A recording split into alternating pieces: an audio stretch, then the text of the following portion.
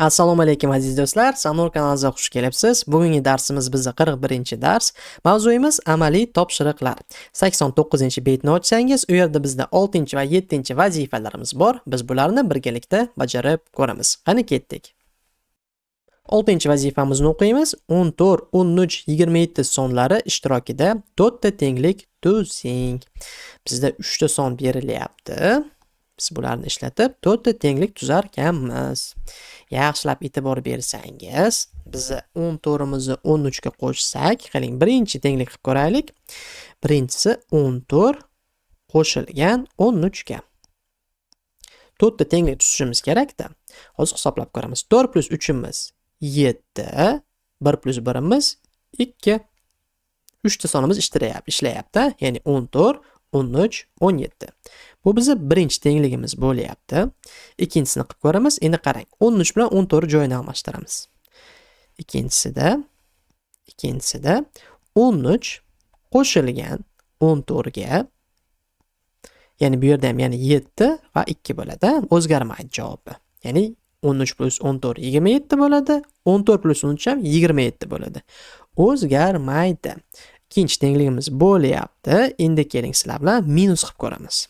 Ya'ni 27 dan birinchi minus 13 qilib ko'ramiz. Hisoblaymiz. 7 minus 3 imiz 4, 2 minus 1 imiz 1, ya'ni 14. E'tibor bering, biz 3 ta sonimiz ishlayapti. Hech qanaqa son o'zgarmayapti. Joy bilan almashtiryapmiz xolos. To'rtinchisi, endi 27 ni 14 ga minus qilib ko'rsak, hisoblaymiz. 7 minus 4 imiz 3, 2 minus 1 imiz 1, ya'ni 13 bo'ldi. 3 ta sonni biz sizlar bilan hozir 4 marta ishladik va 4 ta tenglikka ega bo'ldik. Nimaga tenglik deb aytiladi? Hozir men ustun ko'rinishda yozdimmi, tushunarsiz bo'lishi mumkin. Agar men oddiy holatda yozsam, mana misol uchun birinchisi 14 + 13 teng 27 ga. Tushunarli-ga nimaga tenglik deyishini. Misol uchun ikkinchisinikini yozadigan bo'lsam, 13 + 14 teng 27 ga. Uchinchisi 27 minus 13 teng 14 ga. To'rtinchisi 27 minus 14 teng 13 ga. Ya'ni 4 ta tenglik 3 ta sonlarni ishlatib, biz 4 ta tenglikka ega bo'ldik. Sizning vazifangiz endi bularni chiroyli qilib daftaringizga yozib olish. Keyingi mashqdan o'tishdan oldin videoroligimizga like ni bosib qo'ying, kanalimizga qo'shiling. Men esa 7-vazifaga o'taman. Agar bizni Telegram kanalimizda topolmayotgan bo'lsangiz, Telegram ilovasiga kirib, mana bu joyga bosib, Sanur maktab deb tersangiz, bizning Telegram kanalimiz chiqib keladi. 7-vazifamiz do'konda sotilayotgan 52 ta texnika vositasidan 18 tasi planshet va 19 tasi notebook. Qolgani printer. Do'konda nechta printer sotilyapti? Demak, jami bizda 52 ta texnika bor ekan. Ulardan 18 tasi planshet, 19 tasi notebook, printerlarning esa soni noma'lum. Bizdan so'rashyaptiki, nechta printer sotilayotganligini. Ya'ni yozganimizda birinchi o'rinda biz planshet deb yozamiz. Birinchisi bizning planshetimiz.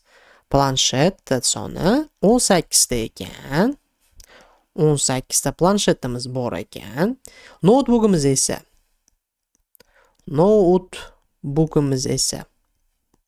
19 ta. Printer esa noma'lum. Biz bilmaymiz, lekin biz bilamizki, jami bizda 52 ta texnika bor ekan. Qanday qilib biz printerni topar ekanmiz? Birinchi o'rinda biz sizlar bilan 18 ni 19 ga ko'paytirib olamiz va chiqqan javobni 52 dan minus qilamiz. Birinchisini yozaman. Birinchi vazifamiz 18 ni 19 ga qo'shish. 18 + 19 hisoblaymiz. 8 + 9 imiz bizda 17 ni beradi. Shunda 7 sini yozib, birini eslab qolamiz. Nuqta qo'yaylik bu yerga. Keyin 1 + 1 imiz 2 ni beradi. Tagidagi 1 ni qo'shsak 3. Ya'ni 37 ta texnika bo'lar ekan, planshet va notebookni birgalikda olganda. Endi biz sizlar bilan 52 dan, ya'ni ikkinchisi 52 dan minus 37 qilishimiz kerak bo'ladi.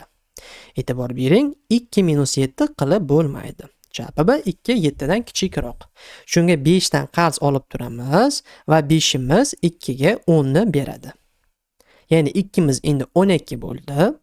12 minus 7 miz bizda 5 ni beradi. Tevadagi 5 imiz qarz berganligi uchun o'zi 4 bo'lib qolgan. Shunga 4 minus 3 imiz bizda 1 bo'ladi.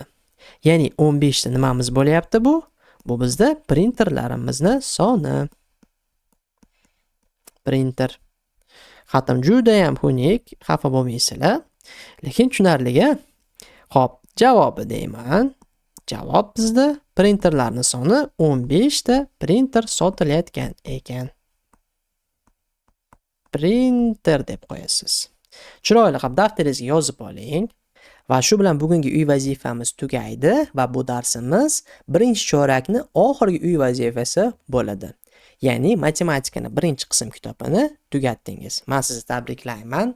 Birinchi chorakda juda ham ko'p uy vazifalarini bajardik, yangi mavzularni o'rgandik, har xil usullarni o'rgandik, qanday qilib vazifalarni bajarishni. Endi bizning darslarimiz ikkinchi chorakdan chiqib keladi. Matematika darslarimiz. Agar uy vazifalarini o'z vaqtida, hattoki oldinroq olmoqchi bo'lsangiz, bizning Telegram kanalimizda premium kanalimiz bor. Siz u yerga obuna bo'lganingizdan keyin barcha darslarni, ya'ni ona tili, ingliz tili, rus tili va matematika darslarini ertaroq olib olasiz. Yangiligimiz qanday qilib qo'shilib olishingiz Sanur maktab kanalimizda yuklanadi. Xudo xolisa 3-noyabrgacha biz u yerga e'lon qilamiz. Sanur maktabga obuna bo'lib qoling, qo'shilmoqchi bo'lsangiz, u yerda batafsil ma'lumotni olasiz. Ikkinchi chorakimizda ko'rishguncha xayr.